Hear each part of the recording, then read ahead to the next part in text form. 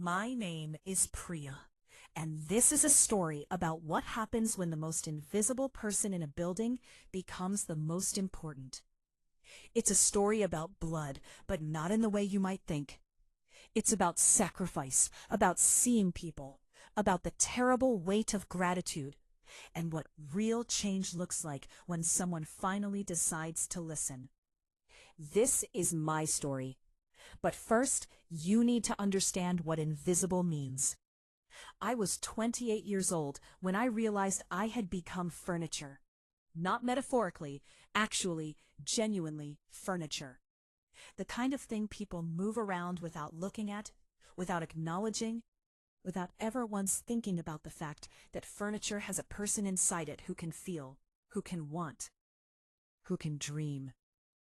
I worked the night shift at Riverside Children's Medical Center in Phoenix, Arizona. 12 hours a night, 5 nights a week, sometimes 6 when I needed the money, which was always. My official title was Certified Nursing Assistant.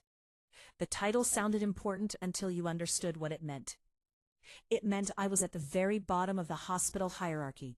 Below me was only the parking lot. My job was to do the things nobody else wanted to do. I cleaned the rooms that other people dirtied. I changed the sheets that other people had bled on. I emptied the bedpans, wiped the surfaces, took the vital signs, helped the patients do the things that sickness had stolen from them. I was the person who touched patients the most and got paid the least. Doctors saw patients for minutes. Nurses saw them for parts of their shift. But I was there. I lived in those rooms. I heard the crying at 3 in the morning. I held the hands of children whose parents had gone home to sleep. I noticed when something changed in a patient's breathing before any machine could pick it up. I was the one who actually cared, physically, with my hands and my presence and my time. And I was invisible. The doctors walked past me in the hallways as if I was a ghost. I would try to make eye contact, try to acknowledge them, and they would look right through me. Nurses gave me instructions without lifting their eyes from their charts. Patients' families sometimes spoke about me while I was standing right in front of them, as if I was not actually a human being. "Tell that woman to come clean the room," they would say, pointing at me while I was standing 3 feet away. Not ask me directly. Tell someone else about me as if I was something to be commanded from a distance. My supervisor was a man named Rajiv Kumar. He ran the night custodial and nursing assistant operations like a factory. He believed that efficiency was the only thing that mattered, and compassion was a waste of billable minutes. One night, about 3 weeks before this story really begins, he caught me sitting with a 7-year-old girl named Mira who couldn't sleep. She had been crying because the machines kept beeping and the darkness scared her. I had been telling her a story about a princess who lived in the stars. It was a small thing, 5 minutes, maybe less. Rajiv walked in, saw us, and his entire face changed. "Priya," he said, and he said my name like it tasted bad in his mouth. "You are a CNA, not a therapist, not a storyteller. Clean the room and move on." I felt my throat tighten. She was scared. I was just trying to... "I don't care if she's terrified." He cut me off. His voice had that edge that made your stomach drop. "You have 14 rooms to turn over tonight. You have exactly 17 minutes per room to strip the beds, change the linens, clean every surface, restock the supplies, and move to the next one. I have been watching your progress charts. You are behind. Again. This is not the job of a therapist. Do your job or I will find someone who will." He didn't write me up that time. He didn't have to. The threat was enough. I didn't argue.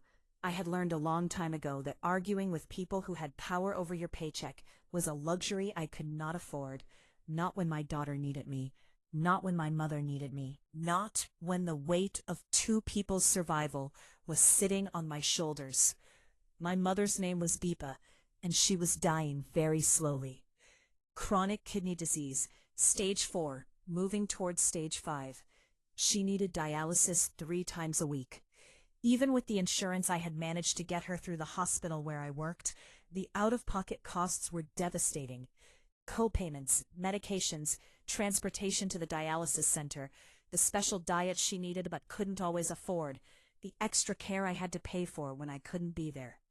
It all added up to about $3,800 a month, money I did not have. I made $15.40 an hour. After taxes, that came to about $2,100 a month in Phoenix, where rent for a one-bedroom apartment in a safe neighborhood cost more than that. I had a daughter.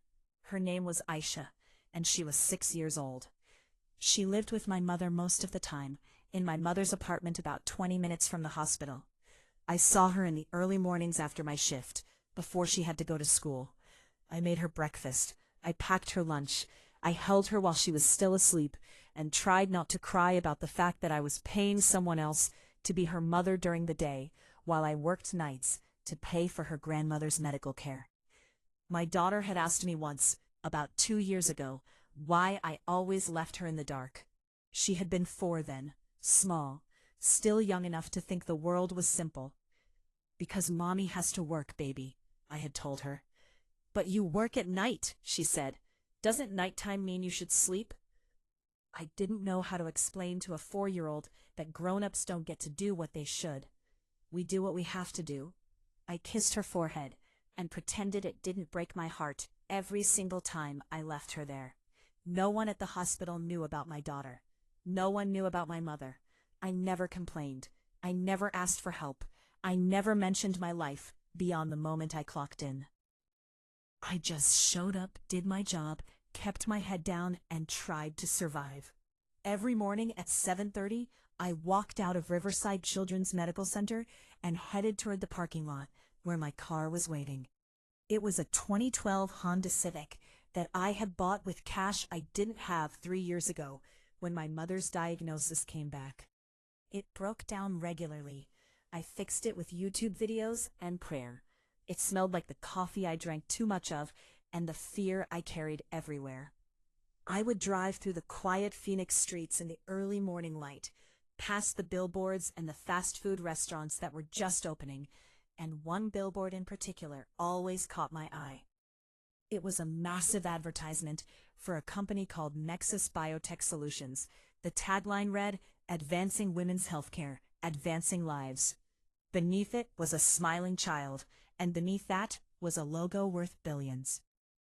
I never knew who owned Nexus Biotech Solutions. I didn't know that the company's founder had a daughter in the very hospital I had just left. I certainly didn't know that the child in the VIP pediatric wing, 3 floors above where I worked, was alive because of what came out of my veins every 30 days. I just drove, head straight ahead, the radio playing songs about love and hope that felt like they were for other people, and I went home to sleep before starting it all over again. I was in my first year of nursing school then, back when I still believed I was going to be a nurse, back when my life looked like it might actually turn into something. A boyfriend had gotten into an accident. Nothing serious, but he needed blood. I went to donate, and the woman at the blood bank looked at my blood type, and her eyes widened. "AB negative," she said. "You're very rare. Do you know that? Less than 1% of the population has your type." I didn't know. I had never thought about my blood as rare before. It was just something that moved through my veins, keeping me alive, nothing special. "We're always looking for regular donors with your type," she told me. "Would you consider coming back?" I said I would, and I did. Even after the boyfriend and I broke up, even after my life became complicated, even after I left nursing school to take care of my mother, I kept coming back. Not because anyone asked, not because I got paid. There is no payment for blood donation, only a small cup of orange juice and a cookie that costs about 20 cents. I came back because I understood something that my mother had taught me when I was very young. My mother had taken me to a blood drive when I was 14 years old. It was the first time I had ever donated. I was terrified of needles, scared of the sight of my own blood, worried that something would go wrong. My mother had held my hand while the needle went in. She sat beside me while the blood filled the bag. And when it was over, when I was sitting in the recovery chair with the cookie and the juice, she had said something to me that I have carried with me every single day since. Blood is the one thing that rich people and poor people share equally, Beta, she had said. When you give it, you give life itself, and that is a sacred thing. Never forget that. I have never forgotten. Even when my life was falling apart, even when I was working 18-hour days and still couldn't afford to pay all my mother's medical bills, even when I was raising my daughter alone and wondering how I was going to make it to the next month, every month I went to the blood bank. Every month I opened my vein and let the life inside me flow out for people I would never meet. I did it because my mother was right. Blood was sacred, and I had something that very few people had. That made it a responsibility, not a choice. The blood bank at Riverside Children's Medical Center was on the second floor, in a quiet corner that most people never visited.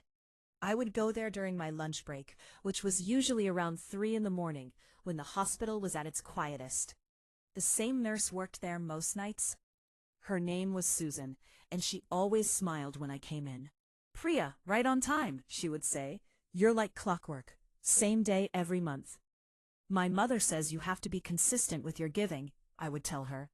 "Otherwise, you're not really giving. You're just doing something once." Susan would tie the rubber band around my arm, tap for a vein, and while the needle slid in, she would ask me questions. Not intrusive ones, just kind ones. How was my day? Did I eat enough? Was I sleeping okay? She was one of the few people at the hospital who actually saw me as a person, not as a CNA shaped like a woman. One time, about 8 months before everything changed, she asked me a question that I had never thought about before. "Do you ever wonder who gets your blood?" she asked, while my donation was processing. I watched it filling the bag. So much red, so much of me. "No," I said honestly. "I don't need to know." Susan nodded slowly. "That's beautiful, actually. The system is designed to protect you from pressure, from guilt, from manipulation. The donor never knows who receives, and the recipient never knows who gave. It's anonymous, clean, safe for everyone involved. But what if I wanted to know? What if I wanted to make sure they keep coming back?" Susan smiled sadly. "Then you couldn't. The system doesn't allow for it. It's the only way it works, the only way people stay safe." I thought about that for a long time after. The idea that someone out there was alive because of me, and I would never know their name. They would never know mine. We would be connected by blood, by a genuine exchange of life, and yet we would be complete strangers. There was something both beautiful and tragic about it. I had been donating regularly at Riverside for about 7 years by the time this story really begins. 7 years. 84 donations. 84 times I had opened my vein and let my rare blood flow into bags that would be processed and sent to patients I would never see. 84 times I had given something crucial without any recognition, without any thanks, without even knowing if it mattered. But here's the thing about being invisible. You think it doesn't matter. You think that if no one sees you, then your actions don't matter either. You become numb to your own significance. You start to believe that you are genuinely as unimportant as everyone treats you. 3 floors above the blood bank where I donated, in a completely different world, there was a child who knew my blood was there. Her name was Arya Sharma. She was 7 years old. She had a condition called hereditary spherocytosis, a rare blood disorder that destroyed her red blood cells. Without regular transfusions, her body couldn't carry enough oxygen to keep her alive. She needed fresh blood every month, the same blood type every time, AB negative, my blood type, my blood. She didn't know that, of course. All she knew was that every month, a bag of dark red liquid came into her room and was connected to her arm, and afterward, she felt better. The room didn't spin as much. Her heart didn't feel like it was racing to catch up with her body. She could think more clearly. She could play a little bit before exhaustion dragged her back down. She called it the strength juice. "The strength juice is coming today," she would tell her mother. "I can feel it. I feel stronger already, just knowing it's coming." Her mother would smile and hold her. and not tell her the truth, which was that Arya might not survive another month without it. That the doctors had been very honest about the fact that her condition was slowly getting worse. That the only reason Arya was still alive was because somewhere in this hospital, a woman showed up every single month and gave what her body needed most. Arya's mother was a woman named Sarita Sharma, and she was about to make a decision that would change everything. I need to pause here and ask you something. If you feel what I'm saying, if this story is reaching something inside of you, then please show your support by liking this video and subscribing to the channel. I want to build a community with you. I want to know that women's voices matter, that stories like this one are making it through to people who need to hear them. So tell me in the comments, what city do you belong to? I want to see how far this voice can reach. How many of you are out there listening to a woman telling stories about other women? Because that matters to me deeply. So please, let me know. Subscribe, like, and tell me where you're from. Now let me continue. Sarita Sharma was 41 years old, and she had spent the last 7 years of her life in a hospital. Not as a patient, as the mother of a patient. She had watched her daughter deteriorate slowly, cell by cell, transfusion by transfusion. She had learned medical terms she never thought she would need to know. She had made decisions that no parent should ever have to make. She had sacrificed her marriage, her career, her sense of who she was, outside of being Arya's mother. Her husband, Vikram, had left about 2 years into Arya's illness. He had come home one day and told Sarita that he couldn't do it anymore. The hospital visits, the medical bills, the constant fear.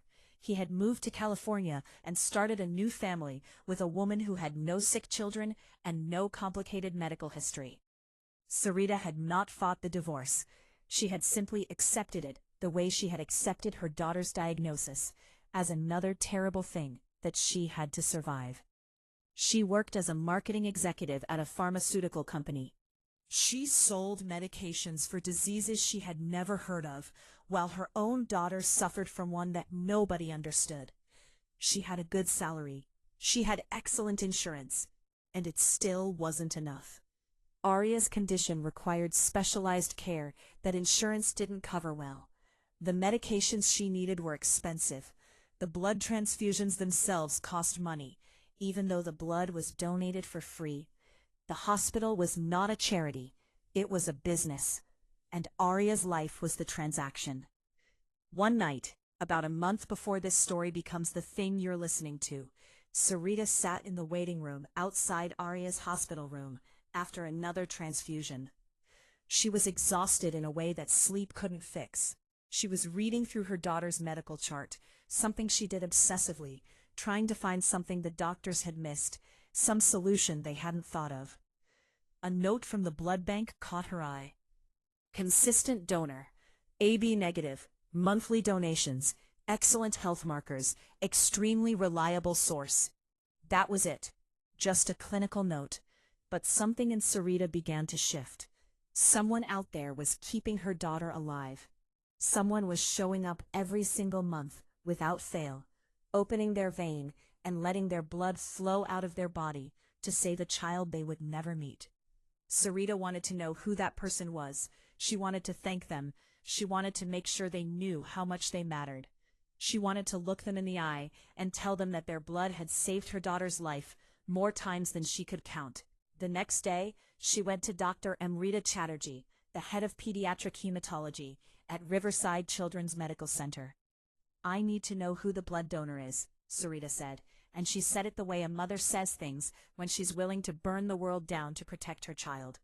"The one who donates my daughter's blood type, the consistent one." Dr. Chatterjee looked at her with patient eyes. She had been expecting this conversation. Mothers always wanted to know. They always wanted to thank. It was natural. It was human. And it was not allowed. "Sarita, I know you want to," Dr. Chatterjee said gently. "But donor information is strictly confidential. It's federal law. The system works only because donors believe their privacy will be protected." "But she's saving my daughter's life," Sarita said. Doesn't she deserve to know that her sacrifice matters? Doesn't she deserve recognition? She does know that her sacrifice matters, Dr. Chatterjee said. That's why she does it. Because she knows it matters, even without recognition. That's what makes it real. Sarita left the doctor's office feeling angrier than she had felt in years. How dare they keep her from thanking the person who was saving her daughter? How dare they hide this person's identity like they were ashamed of her? Like her giving was something to be kept secret. She didn't understand then what she would understand later. That sometimes the greatest gift we can give is to let someone else give in peace. That sometimes we honor sacrifice by not turning it into transaction. But Sarita was going to learn that lesson in a way she was never going to forget. 6 months before this moment, there was a night that changed everything. I remember it because it was the night I learned I was dying. Not dramatically, not all at once, but my body was telling me that I was running out of time. I had known it for a while, I think. Known it and ignored it because ignoring things was what I did best. The exhaustion had been building for months. At first, I thought it was just the nature of my job. Night shift work, multiple jobs, raising a daughter, taking care of a mother. Of course I was tired. Who wouldn't be? But then the dizziness started. Small episodes at first, just a moment here and there where the room would tilt slightly. I would grab onto a cart or a bed rail and wait for it to pass. The dizziness would hit, and I would have to sit down for a few minutes before I could stand up again. And the headaches, they were constant now. A dull throb behind my eyes that wouldn't go away no matter how much water I drank or how much sleep I managed to get. I kept donating blood. That was the problem, though I didn't know it then. I had been donating every month without fail for 7 years. The donation guidelines said you were supposed to wait 8 weeks between donations, 56 days. I was going every 30 days. My body didn't have enough time to recover between donations. My iron levels were constantly depleted. My red blood cells couldn't regenerate fast enough. Every time I gave blood, I was taking away from my own ability to survive. Nobody at the blood bank ever told me to stop. Susan, the nurse, had mentioned it a few times. "Are you eating enough iron, Priya? Your numbers are a bit low this month." But the blood bank needed my blood. AB negative was rare. I was one of their most reliable sources, so they took it anyway. The hospital needed my blood more than I needed my health. And I needed the job more than I needed my life. It was a Tuesday night in October when everything came to a head. I was working my shift on the 7th floor, which was where the VIP pediatric patients stayed. This was unusual for me. Usually I worked on the 3rd and 4th floors. The night supervisor had reassigned me because they were short-staffed, and someone had called in sick. I remember being particularly exhausted that night.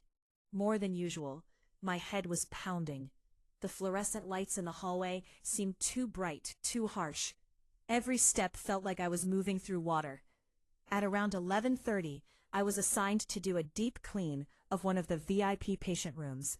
The room was empty at the moment, but I needed to get it ready for a new admission.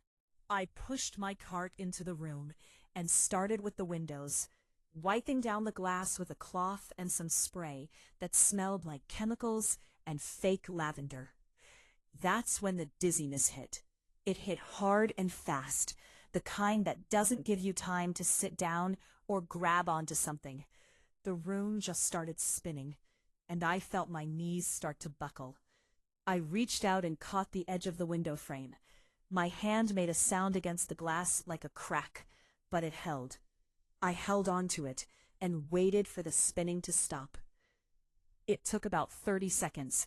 30 long seconds where I stood there gripping a window frame in an empty hospital room at midnight, wondering if this was it, if this was the moment when my body finally gave up. The spinning slowed, my vision cleared. I was okay. For now. I finished the room and didn't tell anyone what had happened. I had 3 more roofs to clean that night. I had a daughter at home who needed me to be strong. I had a mother who needed my paycheck. I couldn't afford to be sick. I couldn't afford to stop working.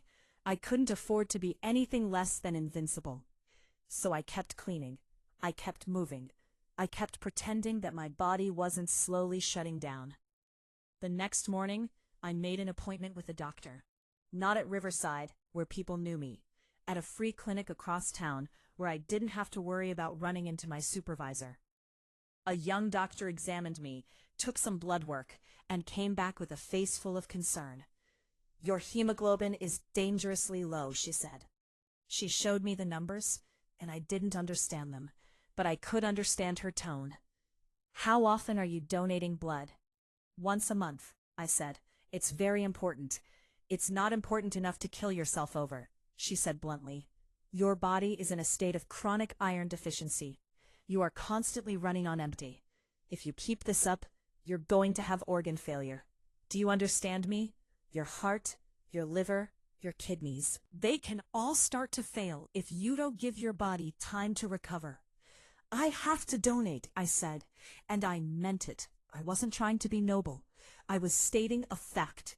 I had to donate blood because somewhere, someone was alive because I did. And if I didn't, that someone would die. "Then you have to stop everything else," the doctor said. "If you're going to continue donating, you can't work the schedule you're working. Your body needs rest. Your body needs food. Your body needs time to heal between donations." I couldn't do that. I couldn't stop working. So I had a choice. I could stop donating, or I could keep donating and let my body fall apart. I chose to keep donating. I didn't tell anyone at the hospital about the clinic visit. I didn't mention the low hemoglobin or the doctor's warning. I just went back to work and tried to move slower, tried to eat more, tried to take better care of myself in small ways that wouldn't require me to stop doing anything. It didn't work. My body was already in decline, but I was going to push through it anyway, because that's what I did. That was my nature. I was so focused on survival that I didn't see the moment when everything was about to change. Arya Sharma was playing in her hospital room on a sunny afternoon in November when she first noticed something was wrong. She was building a castle out of blocks, the kind of simple activity that exhausted her because her body couldn't handle exertion. Her mother was sitting in the chair by the window, reading a book, as she did every afternoon. Arya had been complaining about being tired. She always was. That was the nature of her condition. But this was different. This was a tired that went deeper than the usual exhaustion. "Mommy, I don't feel good," she said. She wasn't crying. Arya rarely cried. She was 7 years old and had learned that her body was a complicated thing, that sometimes just didn't work the way it was supposed to. She accepted this the way children accept things that they don't have the vocabulary to fight against. Sarita put down her book immediately. "What do you mean, baby? What doesn't feel good?" "Everything," Arya said. And that one word carried so much weight. Everything. Her whole body, her whole self didn't feel good. Sarita called for a nurse. The nurse called for a doctor. The doctor ordered blood work. The blood work came back with numbers that made everyone's face change. Arya's condition was progressing. Her hemoglobin was dropping faster than it ever had before. She wasn't responding to the transfusions the way she usually did. It was as if her body was starting to reject the blood that had been keeping her alive. Dr. Chatterjee came to the room that evening. She sat down on Arya's bed and took the child's small hand in her own. "Arya, your body is changing," she said gently. "We need to give you more transfusions. More than once a month now. More like once every 3 weeks. Would that be okay?" Arya nodded, though she didn't fully understand what that meant. That should make her stronger, right? What she didn't understand, what Sarita understood, was that the hospital was asking for more blood than they currently had access to. The consistent donors showed up once a month. They needed the blood more frequently now. Sarita watched Dr. Chatterjee leave the room and felt something crack inside her chest. Her daughter was dying. They could try to spin it however they wanted, but Sarita knew what she was hearing. Arya's condition was deteriorating. They were trying to buy time. And they needed help. That night, Sarita did something she knew she shouldn't do. She called the blood bank and claimed to be a family member with a medical emergency. She said she needed information about a donor. She was very specific about the dates, the blood type, the donation frequency. She was desperate, and desperation sometimes makes people do things they regret. The blood bank attendant, a young man who was filling in for the regular nurse, made a mistake. He pulled up the file, he looked at the donor profile, and he told her. That would be Priya Das, he said. She donates consistently.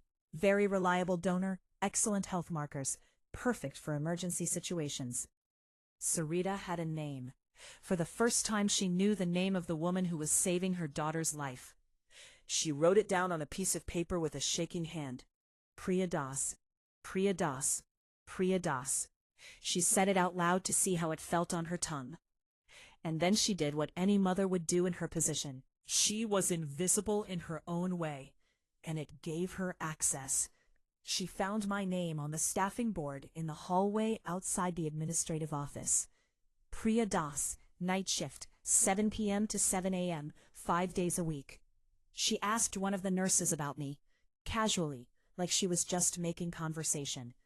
That CNA, Priya Das, is she good? Is she reliable? The nurse gave her a confused look. I don't know her very well. I work days. Why do you ask?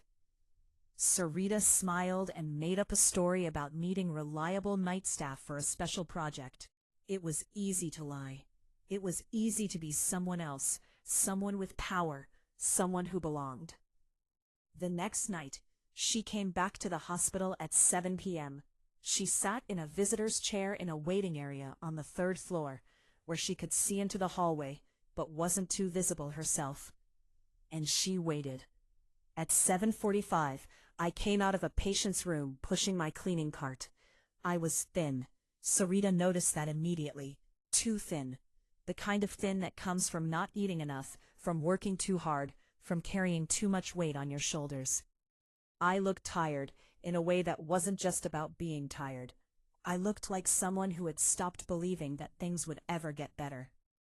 I pushed my cart down the hallway, moving quickly from room to room. I didn't look at anyone. I didn't make eye contact. I moved through the space like I had learned early on not to take up too much room with my presence. Sarita followed me throughout my shift. She watched me work. She saw how quickly I moved, how thoroughly I cleaned, how I went beyond what was required. When a patient called out from one of the rooms, I came running. When I noticed a monitor acting strangely, I alerted a nurse. When a child was crying, I took a moment to comfort them, even though I was behind schedule. I was good at my job. I was exceptional. And nobody knew it. Nobody saw it. Nobody cared. By the end of the night, Sarita had a complete picture of who I was. I was a woman who was slowly disappearing while trying to hold up the world. It took Sarita about a week to make her decision. She went back and forth on it, talked herself out of it, talked herself into it again. What she was going to do was against the rules. It was against hospital policy. It was against federal law. But her daughter was dying, and she had to do something. She scheduled an appointment with Dr. Chatterjee, just like she had asked to know the name of my donor. She was prepared for refusal. What she got instead was something she didn't expect. Dr. Chatterjee listened to her explain everything she had done, everything she knew about me. And instead of being angry, the doctor's eyes filled with tears. "What do you want from me?" Dr. Chatterjee asked. "I want you to tell her," Sarita said. "Tell her who she's saving. Tell her it's my daughter. Tell her that her blood is keeping my baby alive." "I can't do that," Dr. Chatterjee said. "The confidentiality agreement." "I know all the rules," Sarita interrupted. "I've read them all. But the rules are there to protect donors from pressure, from guilt, from people trying to exploit them." "I'm not trying to exploit her. I'm trying to thank her. I'm trying to make sure she knows that what she's doing matters, that my daughter is alive because she cares about a stranger." Dr. Chatterjee stood up and walked to the window. She looked out at the city below for a long time without speaking. "What you're asking me to do would violate every principle I have built my career on," she said finally. "I know," Sarita said.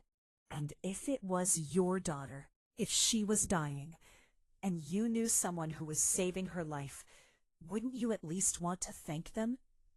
Dr. Chatterjee turned back to face Sarita, and there was something broken in her expression. "I will not tell her who your daughter is," the doctor said slowly. "That is not my place. But I will tell her that she matters. I will tell her that her blood is saving a life, and then the decision is hers what to do with that information." It wasn't everything that Sarita wanted, but it was something. The next day, Dr. Chatterjee called me into her office during my lunch break. This had never happened before. I had never been in a doctor's office, never been called in for a meeting, never been treated like someone whose opinion or experience mattered enough to warrant a conversation. I was nervous as I sat down across from her. "Priya," Dr. Chatterjee said, and she said my name like she had said it 1,000 times before, like she knew me. "I wanted to talk to you about your blood donations." My heart sank. I thought I was in trouble. I thought they had figured out that my health was declining, and they were going to tell me I couldn't donate anymore. "I wanted you to know something," she continued. "Something that I am allowed to tell you, because it's not medical information, it's just the truth. Your blood has been going to the same patient for 7 years, a child, a young girl who would not be alive without you." I didn't know what to say. I had given blood to strangers my whole life. The idea that it was going to one specific person, that I had been keeping one specific child alive all this time, it was too much to process. "She is 7 years old," Dr. Chatterjee said, "and she is still alive today because of you. Every single month she gets stronger because of what you give. I wanted you to know that. I wanted you to know that you matter, not as an invisible person. As someone who has changed a child's life." I felt tears start to form, and I didn't understand why. I had been giving blood for years. I had always known it mattered. But hearing it out loud, hearing it from a doctor, having it confirmed that my blood had been keeping someone alive, it made it real in a way it had never been real before. "Thank you for telling me," I whispered. "Thank you for giving," Dr. Chatterjee said. "Never stop believing that what you do matters. Never stop believing that you matter." I left her office in a daze. For the first time in my life, someone at the hospital had seen me, not as a CNA, not as furniture, as a person who had changed someone's life.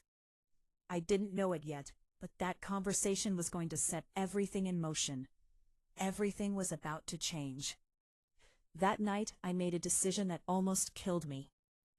I was on the 3rd floor cleaning a room when Susan from the blood bank found me. She looked nervous, like she had been sent to deliver a message she didn't want to deliver. "Priya, can I talk to you for a minute?" she asked. I finished what I was doing and followed her into the hallway. She looked around to make sure no one was listening. "There's a situation," she said quietly. "A patient upstairs, 7th floor. They need AB negative blood, and they need it now. Not next month, not in a few weeks, now. The regular supply is depleted. The National Blood Bank has no inventory. We're in crisis mode." I knew the answer she was going to give before I asked the question. "And do you want me to donate?" I said. "I'm not asking you to," Susan said. "It would be against regulations. You just donated 3 weeks ago. Your iron is already low. If you donate now, you could seriously damage your health. I could lose my job if I allowed it. But there's a child upstairs who might not survive until the regular donation cycle. There was a child upstairs, a specific child. Because of what Dr. Chatterjee had told me, I now knew that child existed. I knew her blood was going to someone real, someone who needed it to survive. "I'll do it," I said. "Priya, no." "I'll do it," I repeated. "Right now." Susan tried to talk me out of it. She explained the medical risks. She told me about organ failure and anemia and the dangers of donating too frequently. She told me all the reasons I shouldn't do it. But she also took me to the blood bank, and she drew my blood. The dizziness hit immediately, worse than it had hit in the empty hospital room weeks before. The room spun, and my vision went gray around the edges. Susan had to help me to the recovery chair. "Drink this," she said, handing me juice and crackers. I drank the juice. I ate the crackers. I sat there for the required 15 minutes and felt my body screaming at me for what I had done. "Are you going to be okay?" Susan asked. She looked scared. "I'll have to be," I said. I wasn't okay. I finished my shift that night moving like a ghost, my movements slow and careful because any sudden motion made the room tilt. I made it through barely. At 7 a.m. when my shift ended, I barely made it to my car before I had to pull over and throw up in a parking lot. But somewhere in the hospital above my head, a child was receiving the blood I had just given her. A child I didn't know was lying in a hospital bed. A child I would never meet. A child whose life I had just sacrificed my own health to save. I drove home and fell asleep in my car in the hospital parking lot. I woke up 3 hours later to my phone ringing. It was my mother. "She's upset. She says she doesn't remember what you look like." I felt my heart break a little more. "I'll be there soon, Mama," I said. "I'm coming now." I picked up my daughter from school and took her to get ice cream at her favorite place, a little shop that hadn't changed in years.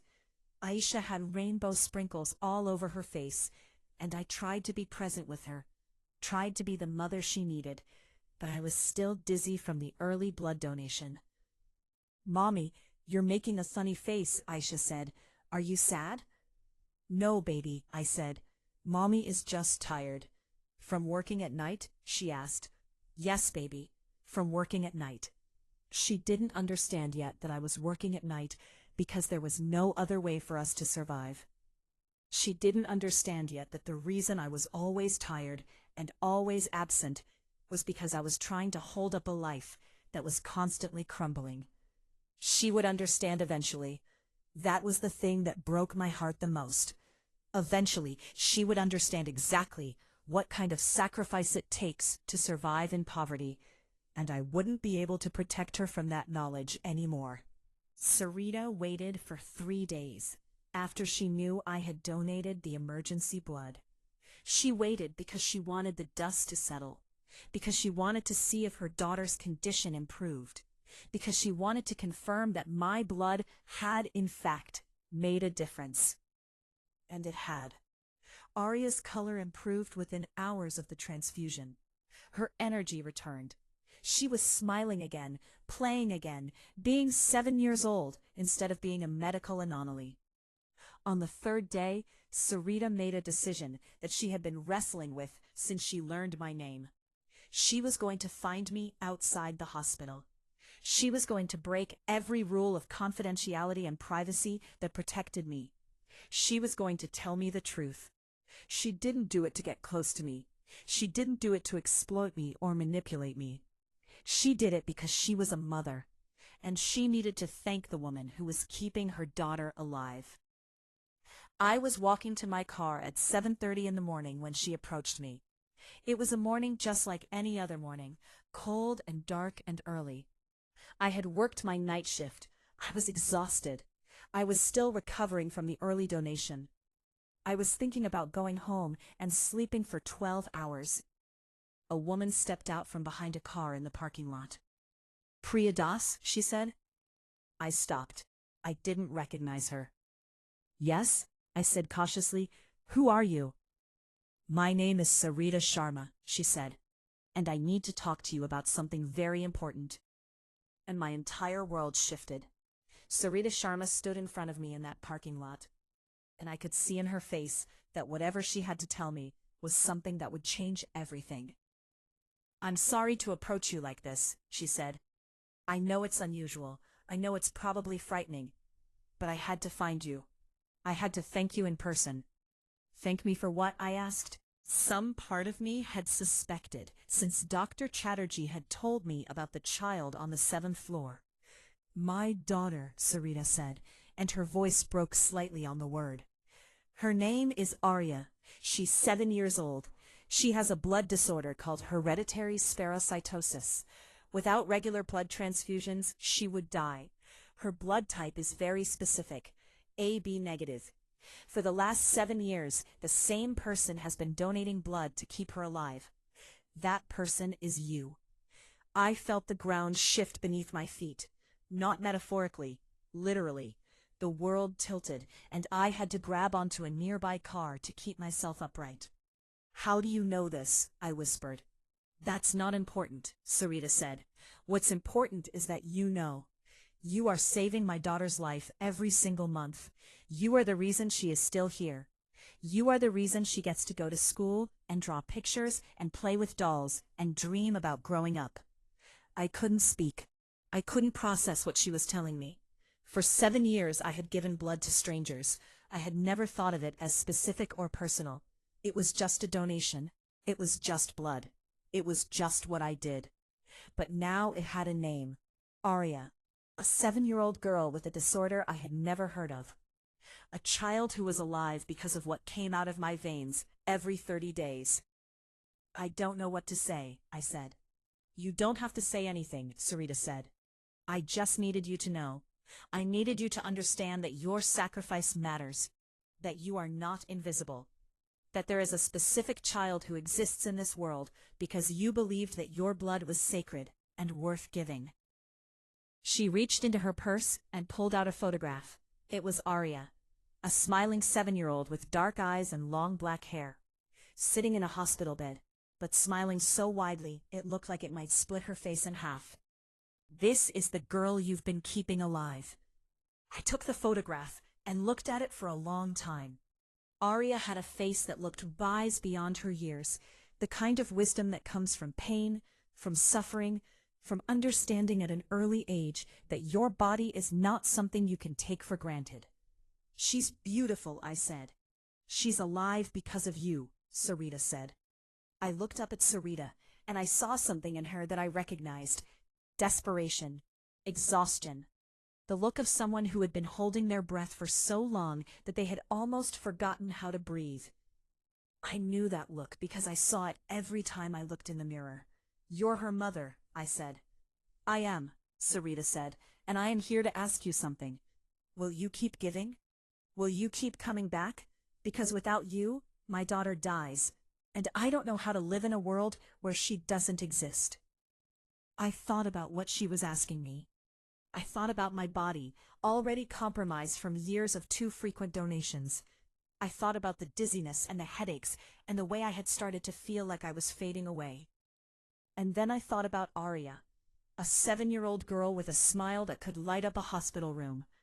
"I will keep giving," I said, "as long as I can." Sarita reached out and grabbed my hand. She held it tight, and I felt something move between us. An understanding, a connection. Two women from completely different worlds, connected by blood, by sacrifice, by the terrible weight of keeping someone alive. "Thank you," she said. "Thank you for my daughter. Thank you for everything." She let go of my hand and walked away, disappearing into her car and driving away into the early morning light. I stood in the parking lot, holding Arya's photograph, and I felt something break open inside my chest. For the first time in my life, my invisible life suddenly became very, very real. I didn't sleep when I got home that morning. I sat in my apartment with the photograph of Arya on my kitchen table and just looked at it. I looked at her smile. I looked at the IV line running into her arm. I looked at the teddy bear she was holding in the hospital bed. I looked at every detail of her face. My mother found me there 3 hours later when she brought Aisha home from school. "Beta, what are you doing awake?" my mother asked. "You should be sleeping." I didn't answer. I just held up the photograph. My mother picked it up and looked at it, confused. "Who is this child?" "Her name is Arya," I said, "and my blood has been keeping her alive for 7 years." I told my mother everything. I told her about Dr. Chatterjee's conversation, about Sarita approaching me in the parking lot, about the discovery that my anonymous donation had been to a specific, real, beautiful child the whole time. My mother sat down at the table, still holding the photograph, and she cried. "This is what I taught you," she said. "This is exactly what I meant when I told you that blood is sacred. This girl, this child, she exists in the world because you believed in the value of giving. Do you understand what you have done?" "I think I'm killing myself," I said quietly. "Dr. Chatterjee told me my hemoglobin is low. I donated 3 weeks after my last donation because Arya needed blood in an emergency. Susan told me I could seriously damage my health if I keep doing this. And I don't know how to stop." My mother put the photograph down and took my hands in hers. Her hands were thin now, weakened by years of dialysis. But her grip was still strong. "You are dying slowly, Beta," my mother said. "And I cannot watch you do this. Not for me, not for Aisha, and especially not because of the sense of obligation to something your body cannot sustain." "But Arya needs me," I said. "Without me, she dies. Without you, Arya still has the hospital, the doctors, the other donors who will step forward," my mother said.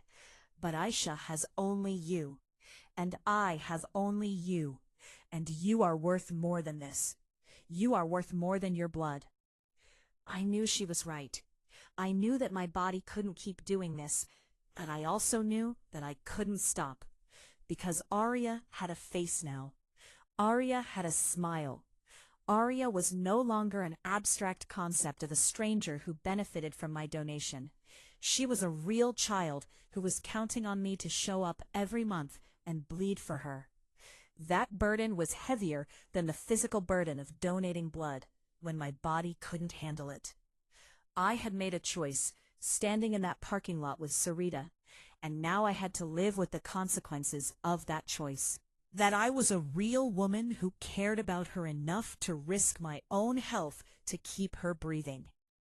Arya had reacted the way a 7-year-old reacts when she learns something that changes her understanding of the world. She had asked 1,000 questions. What did I look like? What was my favorite color? Did I have a family?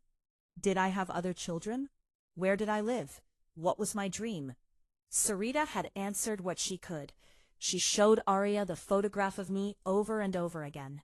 She told her stories about the woman who showed up at night and cleaned hospital rooms and gave blood month after month to keep her daughter alive. And Arya had started to believe in me the way children believe in angels, not as something real, but as something necessary, something that had to exist because she needed it to exist. 2 weeks after that parking lot encounter, my regular donation day came around again. I went to the blood bank as usual, checking in with Susan, sitting down in the chair, having the rubber band tied around my arm. But this time was different. Susan handed me a piece of paper before the needle went in. "This is for you," she said quietly. It was a drawing, a crayon drawing on white printer paper. It was crude, the way children's drawings are crude, done by a hand that doesn't yet have full control over the colors. But it was unmistakable. It was me, a figure with brown skin and long black hair, and I was holding a red heart that was bigger than my entire body. Below the figure, in a child's handwriting, were the words, "Thank you for my strength." I looked at Susan, and she was smiling with tears in her eyes.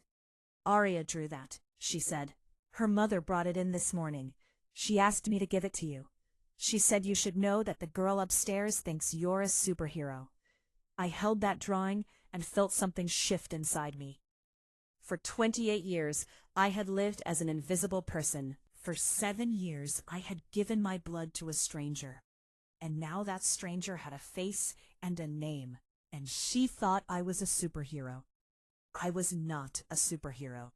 I was a woman working a minimum wage job at night while my body slowly fell apart from the repeated donations. I was a mother who barely saw her daughter. I was a daughter who was watching her mother deteriorate. I was exhausted and sick and running on empty. But to a 7-year-old girl named Arya, I was a superhero. That changed something in me. It made the sacrifice feel less like martyrdom and more like purpose. It made the invisible suddenly feel like it mattered in a way I had never believed it mattered before. A month later, something happened that nobody expected. I woke up one morning and the room was spinning. Not like the dizzy spells I had been having. This was different. This was my entire field of vision tilting, my body unable to find its center of gravity. I tried to sit up, and the room just kept spinning. My mother found me on the floor of my bedroom, passed out cold. When I woke up, I was in a hospital bed. Not at Riverside, but at a different hospital. I was hooked up to monitors and IVs and machines that beeped rhythmically, keeping track of my failing body. A doctor came in to see me. He was young and he looked exhausted. The kind of exhausted that comes from working too many hours and seeing too many people die. "Priya," he said, "your hemoglobin is critically low. You're at 6.2. Normal is 12 to 16. You're in a state of severe anemia. How have you been functioning like this?" "I work nights," I said. "I have a daughter. I have a mother. I have responsibilities." "You have a body that is shutting down," the doctor said bluntly. "What have you been doing to yourself? How did you let it get this bad?" I didn't tell him about Arya, about Sarita, about the commitment I had made in a parking lot that was slowly killing me. I just lay there in the hospital bed and wondered if this was it. If this was the moment when my body finally gave up completely. The doctor admitted me for observation. They ran tests. They figured out what I had been trying to hide from myself for months. I had chronic iron deficiency anemia from the repeated blood donations. My body couldn't recover between donations. I had pushed myself past the point of no return. "You cannot donate blood anymore," the doctor said.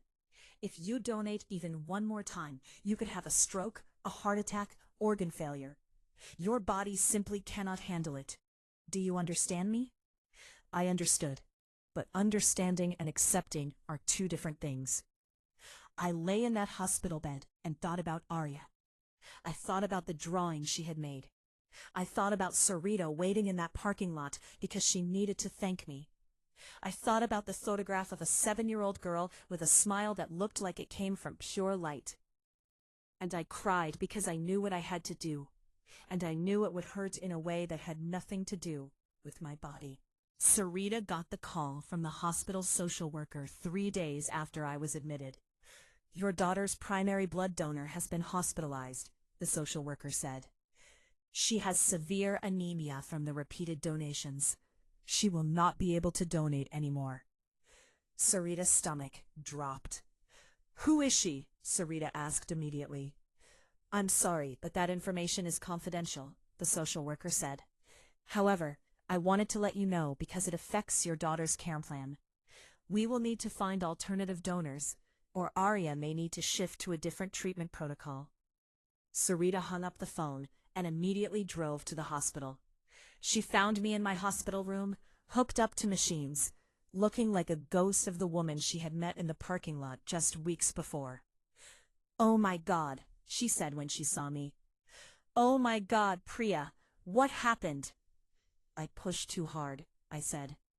"My body couldn't handle it anymore. The doctor says I can't donate anymore. If I try, I could die." Sarita sat down on the edge of my bed, and she looked like she wanted to cry and scream and break things all at the same time. "This is not your responsibility," she said fiercely. "You understand that? Arya's life is not your responsibility. You have a daughter. You have a mother.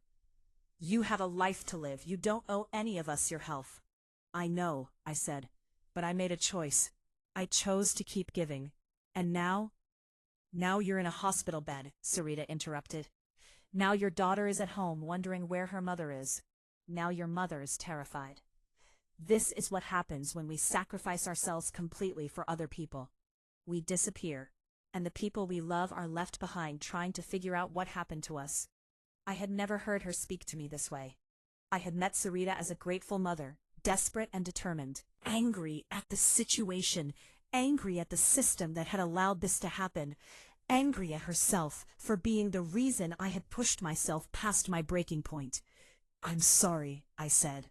"Don't apologize to me," Sarita said. Apologize to yourself. Apologize to your daughter. Apologize to everyone you have been ignoring because you were too busy bleeding for other people. She stood up and walked to the window. She looked out at the city below for a long time without speaking. Arya asked me why you haven't come to see her, Sarita said finally. She wanted to meet you. She wanted to thank you in person. She's been drawing pictures for you. She's been asking me to show her your photograph. She calls you her angel. I can't see her, I said. Not like this. Not while I'm falling apart. You should see her, Sarita said. You should see what you've done. You should see that she's worth something. That your sacrifice was worth something. You should see that the invisible person in this hospital is actually the most visible person to at least one person in this world.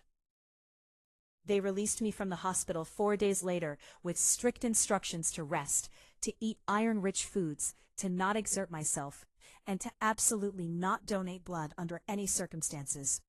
My mother brought me home, and my daughter was waiting. Aisha had been told that Mommy was sick, and she had been worrying about me in the way that children worry, with a kind of pure, uncomplicated fear. She wrapped her arms around me and didn't let go for a long time. Mommy, you scared me, she said. I don't want you to die. I'm not going to die, baby, I said, and I hoped it was true. Mommy just needs to rest for a little bit. My mother had taken time off work to take care of me. She made me food. She made sure I took my iron supplements. She sat with me while I slept and made sure I was still breathing. And she talked to me about choices. I didn't raise you to sacrifice yourself like this, she said. I taught you that blood is sacred. But I didn't teach you that your life should be spent pouring yourself out for other people. I taught you to give, but I didn't teach you to give everything. I know, I said. I understand that now. Do you? My mother asked. Because I'm not sure you do. I think you have spent so much time being invisible that you forgot that you are a human being with value. A human being whose life matters as much as anyone else's. I wanted to argue with her, but I was too tired. I let her take care of me, let her feed me, let her make sure I didn't die on her watch. But I was still thinking about Arya. It was Sarita who made the next move. She came to my apartment one afternoon, bringing Arya with her. I was not expecting them.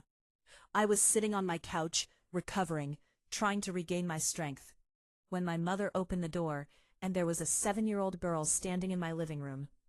She was small, smaller than I expected, even knowing about her condition. She had dark eyes that were too wise for her age, and she was looking at me like I was the most important person she had ever seen. You're the blood lady, she said. I am, I said. You must be Arya. She nodded and walked over to me. She was holding something in her hand, a stack of drawings. She climbed up on the couch next to me, and she started showing me each one. This is you when you're being brave, she said, showing me a figure with a big heart. And this is you when you're helping the hospital. And this is you and me together, because we're connected by blood. The last drawing showed 2 figures holding hands, connected by a red line between them that represented blood. We're friends now, Arya said with absolute certainty, because you saved my life. And now we're friends. Friends are people who are connected, right? Right, I said. She had no filter, this 7-year-old girl. She had no understanding of the complexity of what had happened between us. To her, it was simple. I had given her blood. She was alive because of me. Therefore, we were friends. Therefore, she could draw pictures of us together. Therefore, I was a person worth knowing. Sarita sat in a chair nearby and watched us, and I could see in her face that she had brought Arya not just to thank me, but to remind me of something I had forgotten. I had forgotten that I mattered. I had forgotten that my invisible life had actually left a mark on the world. I had forgotten that to at least one person, I was the most important person in their entire existence. Can you keep coming? Arya asked. Can you keep giving the strength juice? Because I still need you. I looked at her face and I felt the weight of what I had done to my body come crashing down on me all at once. I can't, I said. I'm sorry, sweetheart. My body is too tired. I can't give anymore. Arya's face fell. She didn't cry. She was too brave for that. But I could see that she didn't understand. Why not, she asked. Because I got sick, I said. Because my body wasn't strong enough to keep doing what I was asking it to do. Will you get better? She asked. If you get better, can you keep giving? I looked at Sarita, and she had tears running down her face. I don't know, baby, I said honestly. But I don't know. Arya was quiet for a moment, and then she did something that broke my heart into a million pieces. She took her small hand and placed it on top of my hand, and she held it there, not moving, not speaking, just being present with the fact that I was in pain. When I hurt, she said quietly, you helped me, so now I'm helping you. And that's when I really cried. Not the kind of crying where you're sad. The kind of crying where your whole body understands something that your mind hasn't caught up to yet. The kind of crying where you realize that you have spent your entire life trying to disappear, and all the while, there were people who saw you, people who needed you, people who loved you not for what you could give them, but for who you actually were. That night, after Sarita and Arya left, I sat down at my kitchen table and I made a list. On one side, I wrote all the reasons I should go back to donating blood despite the doctor's warning. I wrote about Arya needing me, about the responsibility I had taken on, about the fact that I had made a commitment and I needed to honor it. On the other side, I wrote all the reasons I shouldn't. I wrote about my daughter needing her mother alive. I wrote about my mother needing me to take care of her. I wrote about the fact that if I died from a stroke or a heart attack, I would be leaving my family behind with nothing. I wrote about the simple fact that I mattered too, and my life was worth living. Looking at that list, the answer was obvious. I couldn't donate anymore. Not yet. Maybe not ever. My body had limits, and I had pushed past them. But that didn't mean I was giving up on Arya. It just meant I had to find another way to help her survive. This is a moment where I need to pause and speak directly to you. If you're listening to this story, if you're feeling what Priya is feeling, if you understand the weight of invisible sacrifice, then I need you to do something for me. Like this video, subscribe to this channel, and tell me in the comments what city you're from. Tell me your name. Tell me what made you listen to this story all the way to this point. Because I'm building a community here, a community of people who understand that women's voices matter, that stories like this one need to be heard, that we can't continue to accept invisible labor and invisible sacrifice as normal. So show me where you are. Show me that you're listening. Help me build something here that matters. Now let me continue with what happens next. Because this is the moment where the story stops being about Priya's sacrifice and starts being about what real change looks like. Sarita Sharma was not the kind of woman to accept defeat. She had fought for her daughter's life for 7 years, navigating a healthcare system that was designed to grind people down. She had sacrificed her marriage, her career stability, her sense of self. She was not going to let a blood shortage defeat her now. The morning after Arya's visit to my apartment, she did something that would change everything. She called the hospital and asked to speak to the administrator. I need to speak to someone about a systemic problem in your blood donation system, she said. The administrator put her through to a director of operations, a woman named Meena Patel, who had been working in hospital administration for 20 years and had developed a very specific kind of patience that comes from listening to people complain about things that the system couldn't change. Sarita walked into Meena's office that afternoon and laid out the entire situation. She told Meena about me. She told her about 7 years of donations. She told her about my body breaking down from the repeated donations that had been allowed despite medical guidelines. She told her about the fact that the hospital's blood supply was so dependent on one donor that when that donor got sick, there was no backup plan. This is not a problem with your blood donors, Sarita said. This is a problem with your system. You have built a system where vulnerable people are encouraged to give more than their bodies can handle. And nobody cares because the alternative is that sick children die.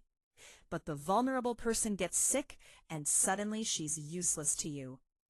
Mina listened to all of this without interrupting. When Sarita finished, she was quiet for a long moment. "You're right," Mina said finally. "And it's not just this hospital. It's the entire blood donation system in this country.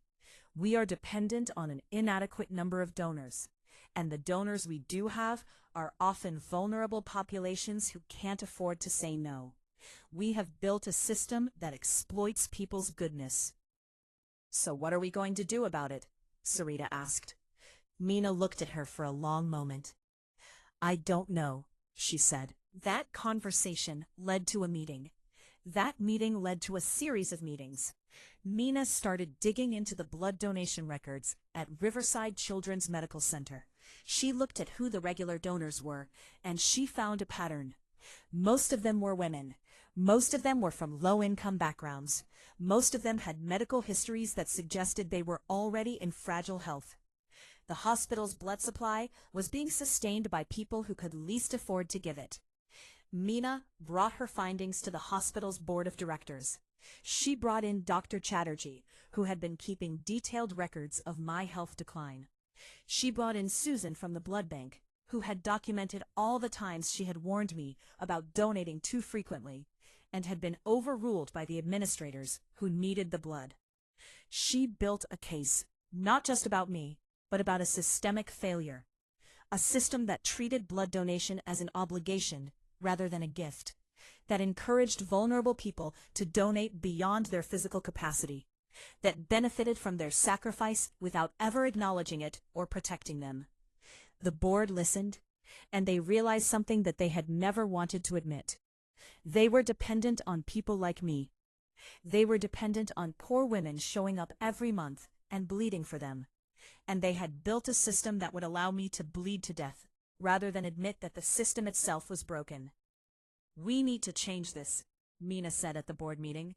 "We need to build a real blood donor program, one that protects donors' health, one that ensures a sustainable supply, one that treats blood donation as the precious gift that it is, and we need to compensate donors for that gift."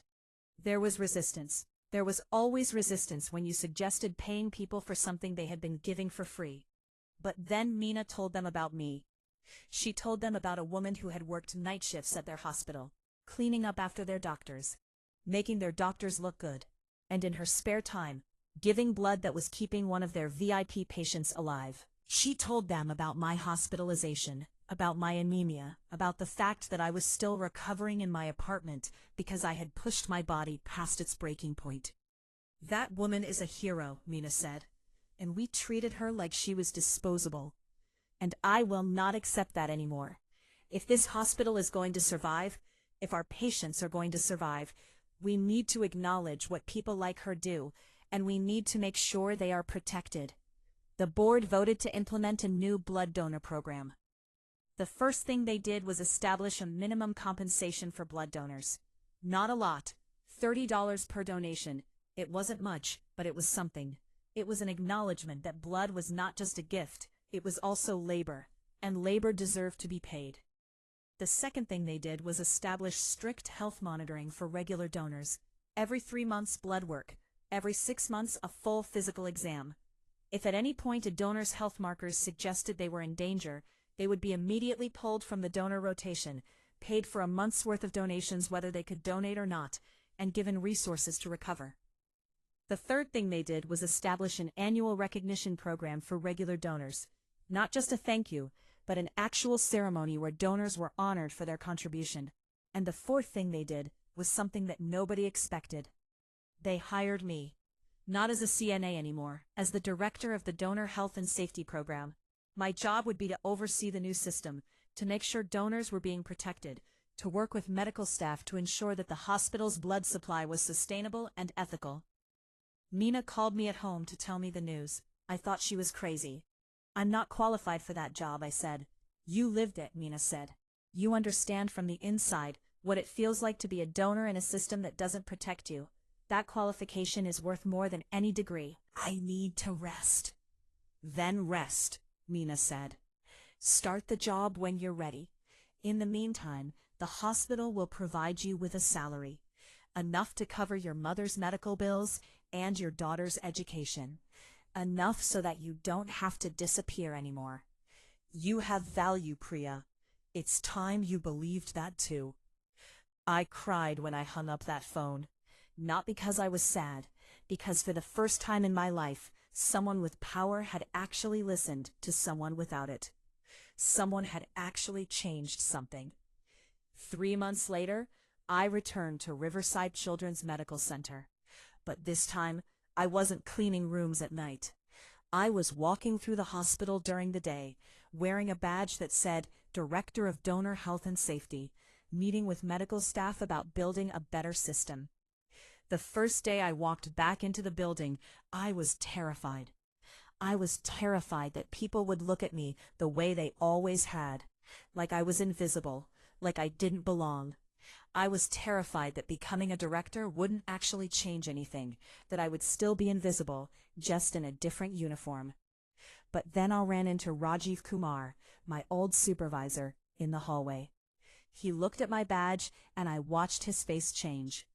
I watched him understand that the woman he had told to stop sitting with scared children, the woman he had threatened and undermined, was now someone who had authority over the system he worked within. He didn't apologize. Men like Rajiv Kumar don't apologize. But he acknowledged me. He stepped aside. He made space for me to pass. That small moment, that moment where I was finally seen as a person who mattered, it meant more to me than I can explain. The first person I visited on my new job was Arya. Her mother took me to her hospital room. It was filled with drawings, all of them pictures of me. Pictures of a stick figure with a big heart. Pictures of a woman and a child, connected by blood. Pictures of a superhero. The Blood Lady is here, Arya said when she saw me, and her face lit up the way it always did. I'm here, I said, and I'm not going anywhere. Are you going to give me more strength juice? She asked. No, I said, not yet. My body needs more time to heal. But I'm going to make sure that you always have the strength juice you need. I'm going to make sure that there are lots of people who can give it to you. And I'm going to make sure they are all healthy and happy while they're giving it. You're the director now, Arya said. She had been told this by her mother. I am, I said. Of the blood bank? She asked. Of the people who help with the blood bank? I said. I'm going to make sure everyone is treated nicely. I'm going to make sure that nobody gets hurt by giving blood. I'm going to make sure that the system works for everyone, not just for sick children like you. She thought about this for a moment, then she nodded solemnly, like she was satisfied with my answer. Good, she said, because you're very important, and important people should be treated nicely. I held that 7-year-old girl and marveled at the wisdom of children. She understood something that took me 28 years to learn. That important people should be treated nicely. That invisible labor should be recognized. That sacrifice should be honored, not exploited. Over the next 6 months, I worked on implementing the new donor program. I met with potential donors. I trained them on health screening. I made sure they knew the medical guidelines about donation frequency. I made sure they knew that they had the right to say no without judgment. And slowly, the system began to change. More donors came forward. A mix of demographics, men and women, young and old, rich and poor. The hospital's blood supply became more diverse, more sustainable. Arya was no longer dependent on one woman showing up every month. She had multiple donors, all of whom were being monitored and protected. The recognition program happened in November, a night where donors were honored in front of the entire hospital. Dr. Chatterjee gave a speech about the importance of donors. Meena gave a speech about the new program. And then I gave a speech. I stood at that podium in front of hundreds of people, and I talked about what it meant to be invisible. I talked about cleaning floors and changing sheets and being looked through like glass. I talked about giving blood month after month without recognition. I talked about what happened when someone finally saw you. This program exists because someone saw me, I said. Not as a CNA, not as a number on a donor roll, as a human being who matters. And I'm here to tell all of you, the donors, the medical staff, everyone in this hospital, that every person who comes through that door matters. Every person who gives blood matters. Every person who cleans the floors, who changes the sheets, who takes the vital signs at 3 a.m. matters. I paused, and I looked out into the audience. We cannot build a sustainable system based on invisible labor and invisible sacrifice, I said. We have to see each other. We have to honor each other. We have to acknowledge that the people we walk past every day are the ones holding the whole system together. And they deserve to be treated with dignity, respect, and yes, compensation for what they give. The room applauded, and I felt for the first time in my life like I was no longer invisible. It took me a year to fully recover my health. A year of eating iron-rich foods, a year of taking supplements, a year of working in a job that paid me enough money that I didn't have to choose between survival and sacrifice. During that year, I took my daughter back home with me. I quit the job that had her living with my mother most of the time. I became a mother who was present for her daughter's morning breakfast, who walked her to school, who was there to pick her up in the afternoon. It was strange at first. I had been the invisible night shift worker for so long that I didn't know how to be a regular person. But my daughter reminded me every day what it felt like to be seen. Every morning she would ask me what I was making for breakfast. Every afternoon she would show me her drawings from school. Every night she would ask me to tell her stories. I was becoming visible in my own life. And my mother, my beautiful mother who had taught me about the sacred nature of blood, she finally got her kidney transplant. The hospital's new charitable program covered most of the costs. When she woke up after the surgery, she cried. "I'm alive," she said. "You kept me alive, Beta. All these years, you kept me alive." "We kept each other alive," I said.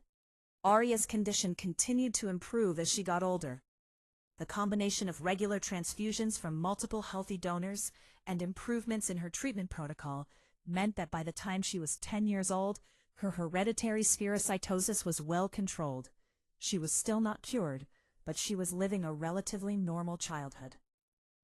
Her mother, Sarita, had left her corporate job. She had started a nonprofit organization dedicated to reforming blood donation practices across the country. Her organization worked with hospitals to establish ethical donor programs, to educate the public about blood donation, and to make sure that donors were treated as the heroes they actually were. We worked together, Sarita and I. We traveled to hospitals across the country, talking about what change looked like. We talked about the system that had nearly killed me, and the system that was being built in its place. Priya was the invisible person in the machine, Sarita would say in her talks. The person nobody saw, nobody thanked, nobody protected, but she was the most essential person in that machine, and we have to stop building machines that depend on invisible people suffering. We have to build systems that acknowledge, honor, and protect the people who make everything work. And I would stand beside her, no longer invisible, finally telling my own story instead of having it told for me. 5 years after my hospitalization, I was invited to speak at a medical conference. The topic was ethical blood donation practices. I was going to be the opening speaker. I was nervous. I had come a long way from being a CNA who was told to stop sitting with scared children. But I was still intimidated by rooms full of doctors and hospital administrators. Aisha, my daughter, who was now 11 years old, helped me pick out what to wear. "You have to look important," she said seriously. "Because you are important." "I'll try," I said. "Don't try," she corrected me. "Be. You are important. That's not something you have to work at." Children sometimes say things that make you realize they understand you better than you understand yourself. I wore a blue dress that made me feel strong. I walked into that conference room full of medical professionals, and I started talking about blood. I talked about what it meant to be a regular donor. I talked about the ethical implications of asking vulnerable people to donate beyond their physical capacity. I talked about the system that had nearly killed me, and I talked about the system that was being built in its place. A human being is not just the blood that flows through their veins, I said. A human being is a person with dreams and responsibilities and a life that matters as much as anyone else's. When we ask people to donate blood, we are asking them to give something precious, and that gift deserves to be honored, not exploited. I told them about Arya. I told them her name, with her mother's permission. I told them what it felt like to be the invisible person keeping a child alive. I told them what it felt like to finally be seen. When I finished speaking, the room was silent. Not the awkward silence that comes when a speech goes badly. The silence that comes when people are thinking, when words have landed in a place that matters, when minds are being changed. The first person to applaud? Chatterjee, sitting in the front row. Then everyone else stood up and applauded, and I cried, because I was no longer invisible. 10 years after that parking lot encounter with Sarita, I ran into Rajiv Kumar at the grocery store. He was buying produce in the same section where I was buying vegetables for dinner. He recognized me before I recognized him. "Priya," he said, "it's been a while." I looked at him and I remembered everything. Every time he had told me to stop caring, every time he had threatened me, every time he had made me feel small and invisible. "It has," I said. He looked uncomfortable. The power dynamics had reversed. I was no longer the person he could tell what to do. I was a person with authority and credibility and a life that mattered. "I heard about what you did," he said. "The program, the changes at the hospital, it's impressive." "Thank you," I said politely. He wanted to say something else, I could tell, but he didn't know what words would fit, so he just nodded and moved on. And I realized in that moment that I no longer needed his validation or his apology. I no longer needed him to see me or acknowledge my worth. I had built a life where I could see myself, where my daughter could see me, where other people could see me. The invisible person had learned to become visible. Arya turned 18 years old on a bright spring morning. Her mother, Sarita, threw a party at their house. They invited me, they invited Dr. Chatterjee, they invited Susan from the blood bank, they invited everyone who had been a part of keeping Arya alive. Arya was preparing to graduate from high school. She was tall now, healthy, glowing with the kind of hope that only young people who have survived something have. She had plans to study medicine. She wanted to become a pediatric hematologist, to work with children like herself. During the party, she pulled me aside. "I want to thank you," she said, "for everything, for my life, for all of it." "You don't have to thank me," I said. "You gave me purpose. You gave me a reason to keep showing up.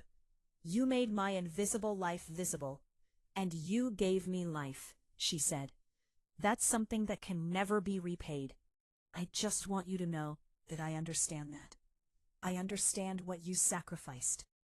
"I sacrificed my blood," I said. "You sacrificed nothing. You were just a child. You didn't ask for this."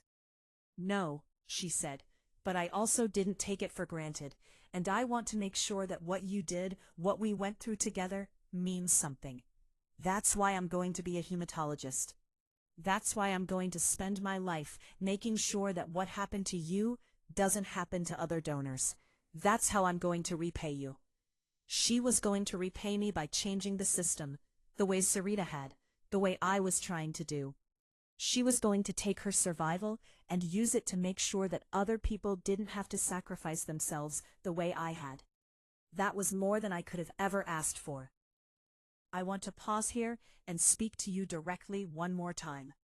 If you've listened this far, if you've heard Priya's story and understood what it means, then I'm asking you again. Show your support. Like this video, subscribe to this channel. Tell me in the comments where you're from. Tell me your name. Tell me what this story meant to you. Because this isn't just a story about blood donation. This is a story about seeing people. This is a story about recognizing the invisible labor that holds our world together.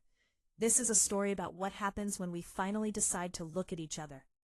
A community of people who understand that women's voices matter, that stories like this need to be heard, that we can't continue to accept invisible sacrifice as normal.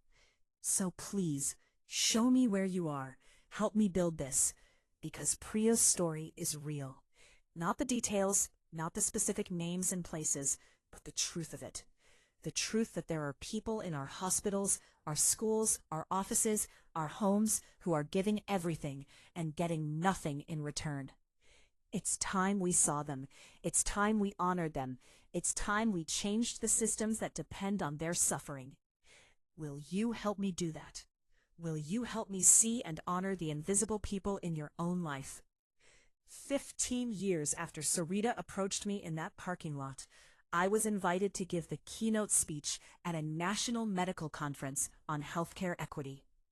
The conference was being held in Chicago, just a few blocks from Riverside Children's Medical Center, the hospital where my invisible life had begun. I was nervous. I had given speeches before, but this was different. This was the American Medical Association. These were the people who set policy, who determined how the healthcare system would operate, who had the power to make real, lasting change. My daughter Aisha, who was now 21 years old and studying social work at Northwestern University, helped me prepare. "What do you want them to know?" she asked me. "What's the one thing you need them to understand?" I thought about that question for a long time. "I want them to know that healthcare is not just about medicine," I said. "It's about the people who deliver the medicine. It's about the nurses who work 16-hour shifts without breaks. It's about the custodians who clean the operating rooms. It's about the CNAs who hold dying people's hands at 3 in the morning. It's about the blood donors who show up every month and give something precious. Healthcare fails when we treat any of these people as invisible." Tell them exactly that. The morning of the speech, I stood in the wings of a large auditorium and watched the previous speakers take the stage. They talked about medical innovations, about new drugs, about technology that would revolutionize treatment. They were brilliant.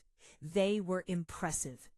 And none of them talked about the people who made all of that possible. When it was my turn, I walked to center stage. "Good morning," I said.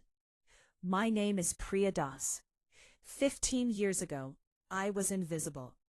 I worked night shifts at a children's hospital, cleaning rooms and emptying bedpans for $15 an hour. I was looked through by doctors. I was spoken about, not to, by patients' families. I was background noise in a building where healing happened. But I was also a blood donor. I was a woman with AB negative blood, which meant I was rare. It meant that every month I showed up at the blood bank and opened my vein and gave something precious. And my blood was keeping a child alive. A specific child, a 7-year-old girl named Arya, though I didn't know her name for 7 years. I paused and let that sink in. I donated blood to that child for 7 years without knowing she existed. And that child received blood from me for 7 years without knowing I existed. The system was designed that way. The system was designed to keep us anonymous, to protect her from pressure, to protect me from exploitation. And in a perfect world, that system would work beautifully. Donors would give freely. Patients would receive gratefully, and everyone would understand that a precious exchange of life had happened. I looked out at the audience. But in the real world, I was not a freely giving person. I was a woman who was desperate, a woman whose mother was dying and needed dialysis, a woman who was raising a daughter alone and could barely afford to feed her, a woman who was already exhausted and exploited, and who then began donating blood at a frequency that my body couldn't sustain. And the system didn't protect me. The system allowed me to slowly disappear. The system allowed me to give until I nearly died. I could feel the room's attention shifting. People were sitting forward. People were listening. I ended up in a hospital, admitted with severe anemia. My hemoglobin was critically low. My body was shutting down. And the doctor told me I could never donate blood again. And do you know what the hospital did? They panicked, because they realized that they were dependent on one vulnerable woman to keep a child alive. But here's what happened next. Instead of accepting that this was just how the system had to work, one person decided to ask better questions. One administrator decided to look at who the regular blood donors really were. And she found out what I had always known, that blood donors in this country are disproportionately poor people, disproportionately women, disproportionately vulnerable. We have built a system that asks the people who have the least to give the most. I could see doctors in the audience shifting uncomfortably. Good, they should be uncomfortable. So we changed it, I said, not just at my hospital, but we started conversations about changing it everywhere. We established health monitoring for donors. We established compensation. We established recognition programs. We made it clear that blood donation was labor, and labor deserves to be honored.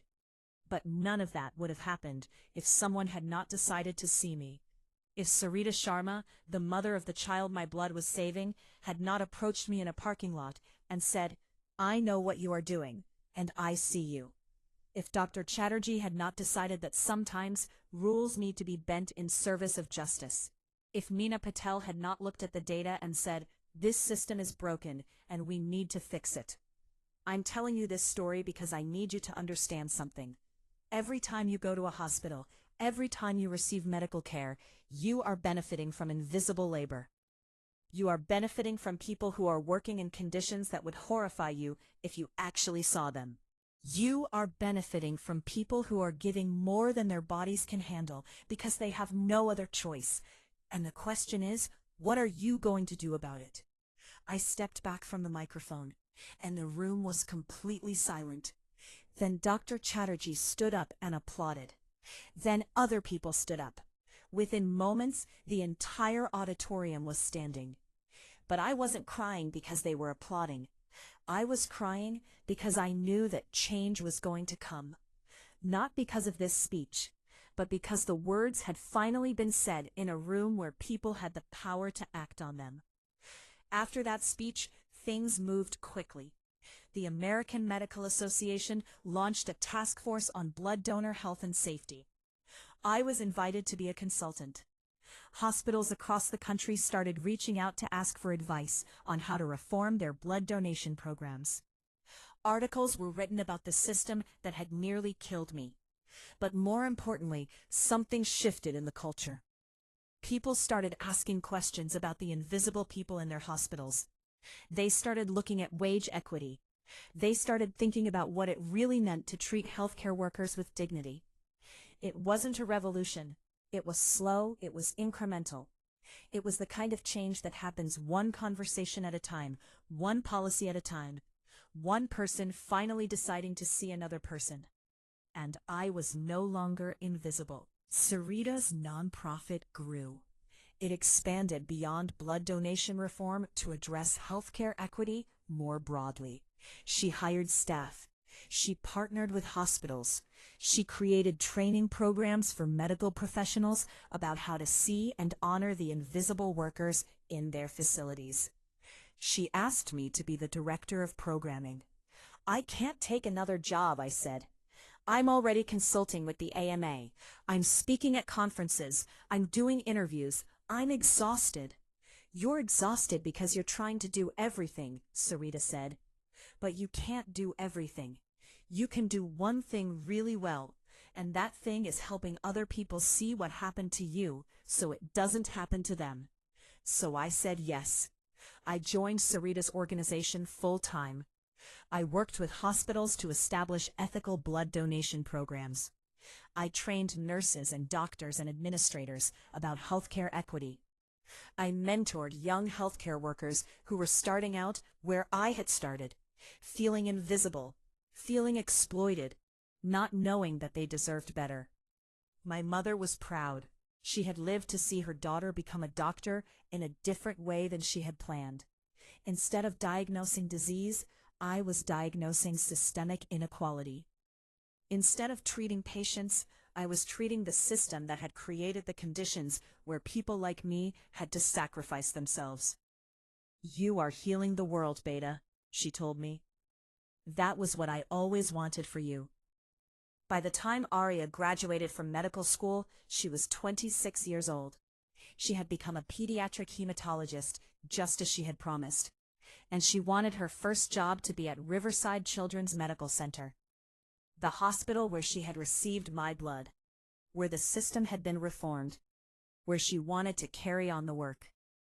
The hospital was thrilled to hire her, a young hematologist who had survived hereditary spherocytosis, who understood patients like herself, who had a personal connection to the hospital's ethical donor reform program. She called me before her first day. "I'm terrified," she said.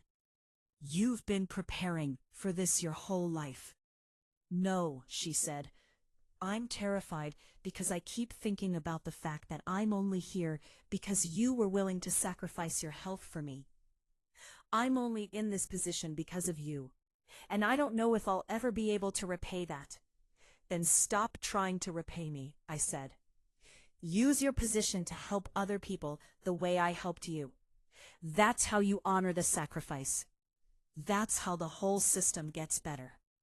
She started working at Riverside that Monday. She was brilliant. Her patients loved her. She understood their fear in a way that doctors who had never been sick couldn't. And she started a mentorship program for young healthcare workers from low-income backgrounds, specifically designed to help them see a path to success that didn't require them to sacrifice their health or their dignity. 20 years after that parking lot encounter, I was invited back to Riverside Children's Medical Center to speak at their annual blood donor appreciation event. The hospital had grown. They had built new wings, expanded their staff, upgraded their equipment. But the core of what made them special, according to their administration, was the ethical donor program that had been born out of necessity and refined over 2 decades. I walked through those hallways where I had once been invisible, pushing a cleaning cart, and I realized that I didn't recognize most of the people working there. The staff had turned over. The administrators had changed. The doctors I had known had retired or moved on. But the system we had built together remained. I gave my speech to a room full of blood donors and hospital staff. I told them the story of Aria. I told them the story of my own nearly fatal anemia. I told them that they were heroes, not because blood donation was glamorous, but because it was necessary, and they were willing to do it. After the speech, a young woman approached me. She looked like she was in her mid-20s. She had a badge that identified her as a CNA. "I just wanted to say thank you for the program, for the compensation, for making people see that this job is important. When I started working here, I knew about you. I knew that you nearly died donating blood while working night shifts. And I promised myself that I would never do that. But I also decided that I wanted to work somewhere where people like me are seen. And this is that place because of you." I looked at this young woman, and I saw myself. I saw the version of me who could have been if someone had seen me earlier, if the system had protected me instead of exploiting me. "Keep your promise," I said. "Never sacrifice your health for anyone. And if you see someone else doing it, speak up. Tell them what you know. Because the only way the system changes is if we all decide together that invisible labor has to stop." I was 60 years old when I decided to retire. I had been working in healthcare advocacy for 35 years by that point. I had reformed systems. I had trained thousands of healthcare workers.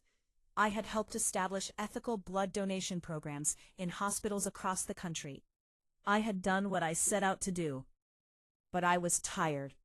And I had learned all those years ago what happens when you push yourself past your breaking point. So I decided to stop. Aisha, my daughter, was now 36 years old. She had become a social work supervisor at a major hospital, working on patient advocacy and healthcare equity, carrying on the work that her mother had started. She had 2 children of her own, and they were growing up in a world where their grandmother was known, seen, honored. My mother was 92 years old. She had survived kidney transplant and dialysis and 1,000 small illnesses. She was still alive, still telling stories about the importance of giving blood, still teaching my grandchildren about the sacred nature of sacrifice. And Arya was now a respected hematologist, running her own department at Riverside Children's Medical Center. She had married another doctor, and they were talking about adopting children, about expanding the family through other means. The woman I had been keeping alive was now keeping other people alive. On my last day at Sarita's nonprofit, we had a small celebration. Just the core team, the people who had been part of this journey for a long time.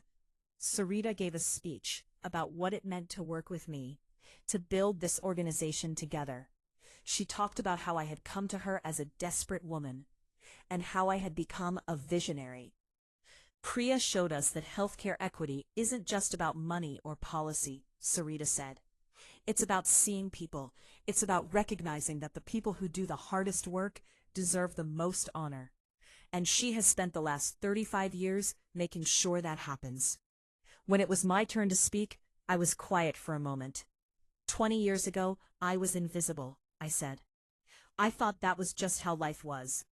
I thought that if you were poor, if you were a woman, if you worked night shifts and made minimum wage, then you were just supposed to accept being invisible.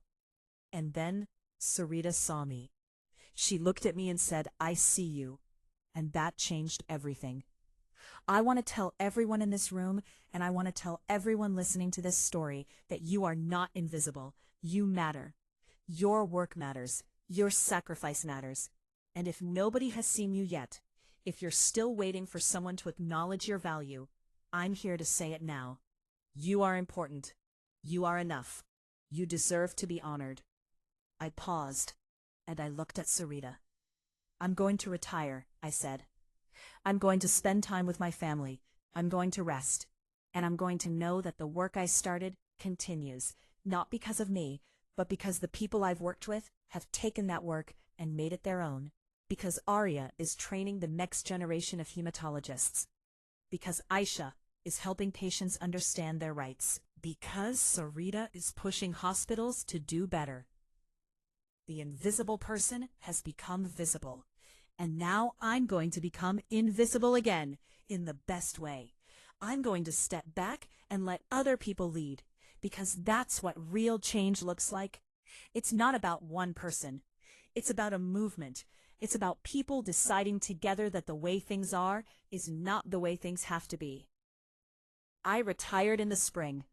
I was 60 years old, and I had the strange experience of not being needed anymore. No speeches to give, no programs to run, no crisis to solve. I slept. I spent time with my grandchildren. I took long walks through my neighborhood. I went back to Riverside Children's Medical Center as a volunteer, not as an administrator or a reformer, just as someone who wanted to help. One day I was walking through the hallways and I ran into a young CNA. She was pushing a cleaning cart. She was moving quickly, efficiently, the way you move when you're trying to get through 16 rooms in a shift. She was invisible in the way I had been invisible. I stopped her. "How long have you been working here?" I asked.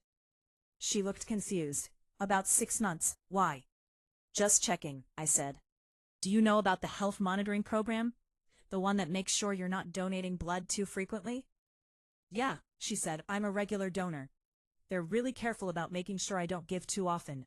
They pay me for each donation, which is nice.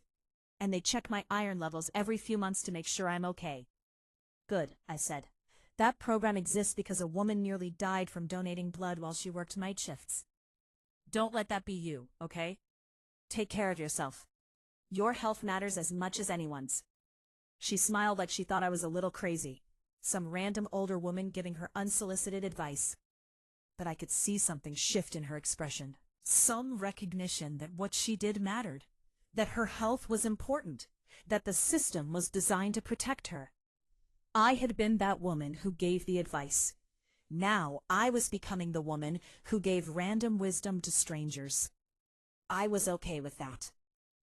5 years after I retired, there was a documentary made about the blood donation reform movement. It started with my story. It showed the before and after of Riverside Children's Medical Center. It interviewed donors and patients and doctors. It told the story of systemic change. I didn't want to be in the documentary, but Sarita convinced me. Your story is the beginning, she said. If we don't tell it, people won't understand how this all started. So I agreed to be interviewed. I sat in front of a camera and told a young filmmaker about the night I nearly died. I told her about Arya.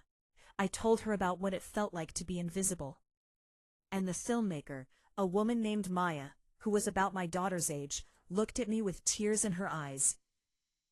"Thank you for not giving up," she said when the interview was over. "Thank you for pushing until the system changed. Because you changed my mother's life. She's a nurse, and she works in a hospital where she's treated with respect because of you. Because someone decided to see nurses as people, not as robots." That's when I realized what I had done. I hadn't just changed my own life. I had changed countless lives. I had started a movement that was still moving, still changing things, still making invisible people visible.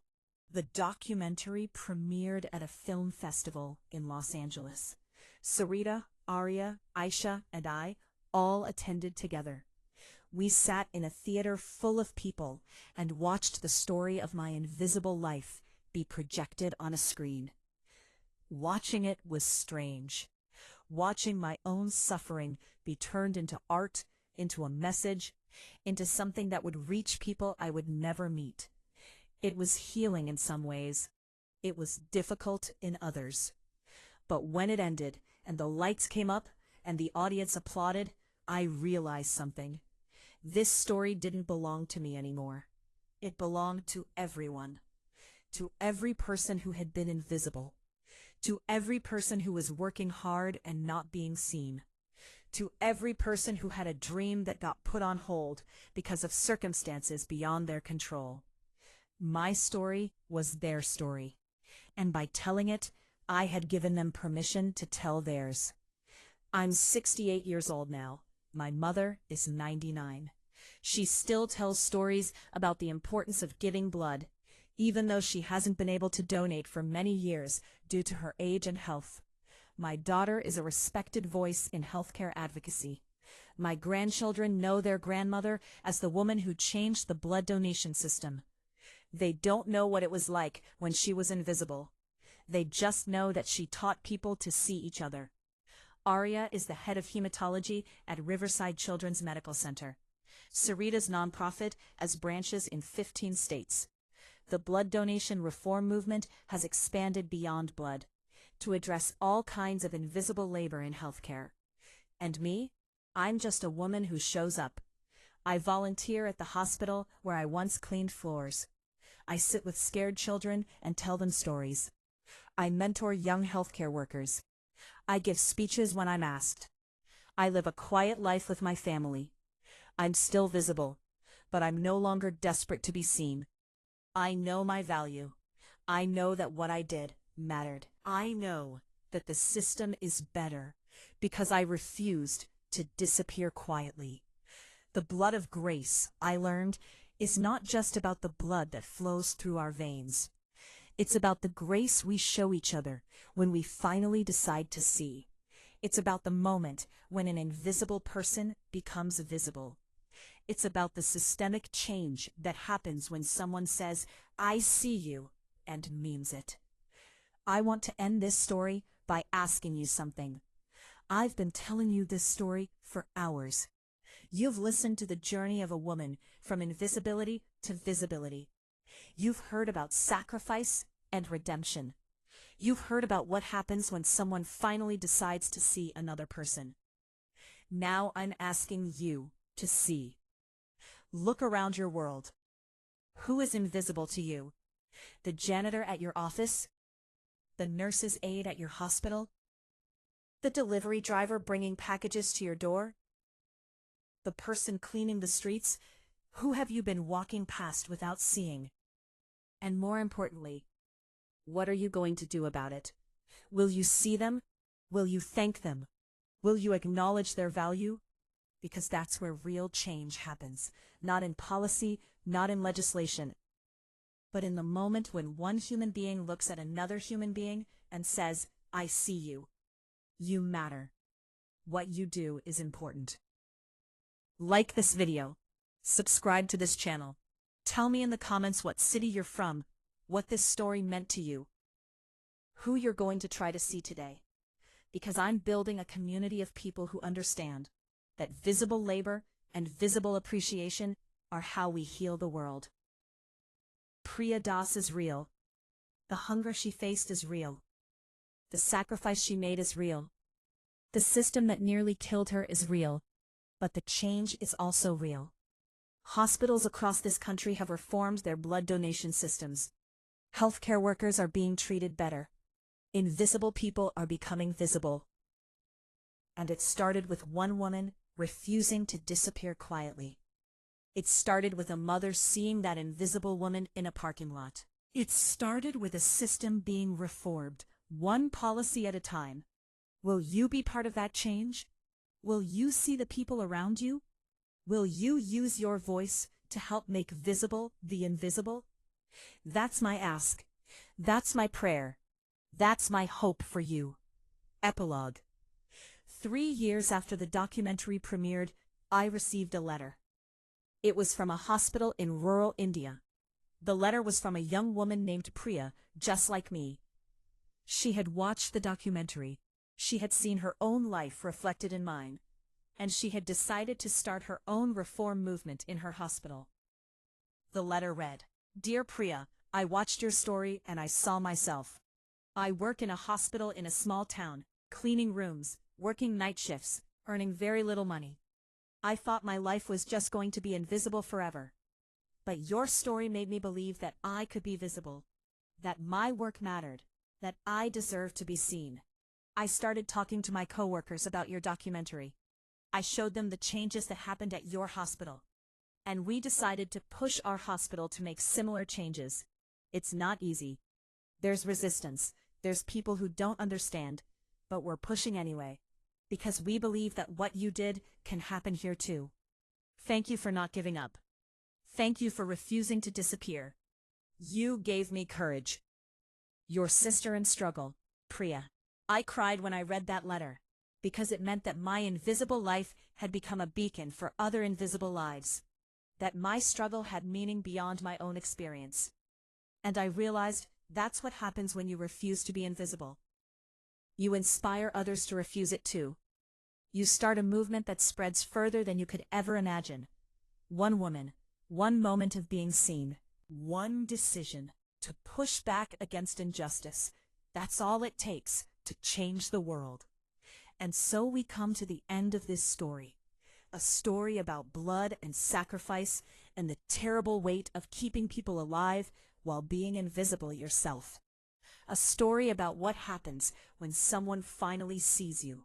A story about systemic change and quiet revolution. I'm Priya Das.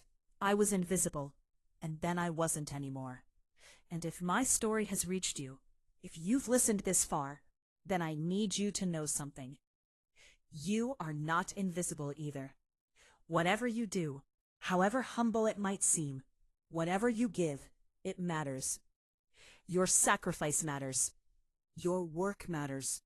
Your presence in the world matters. And if nobody has told you that yet, if you're still waiting for someone to see you, I'm here to tell you now. I see you. You matter. And the world is better because you're in it. If you feel what I've said, if this story has touched something in your heart, then please do 3 things for me. First, like this video. Show me that you hear me.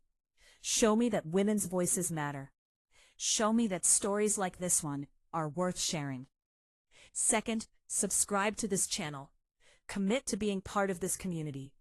Commit to hearing more stories about women, about sacrifice, about the invisible people who hold the world together. And third, tell me in the comments what city you're from. Tell me your name. Tell me what this story meant to you. Tell me who in your life you're going to try to see today. Because I'm building something here. I'm building a community of people who understand that the only way the world changes is when we decide to see each other.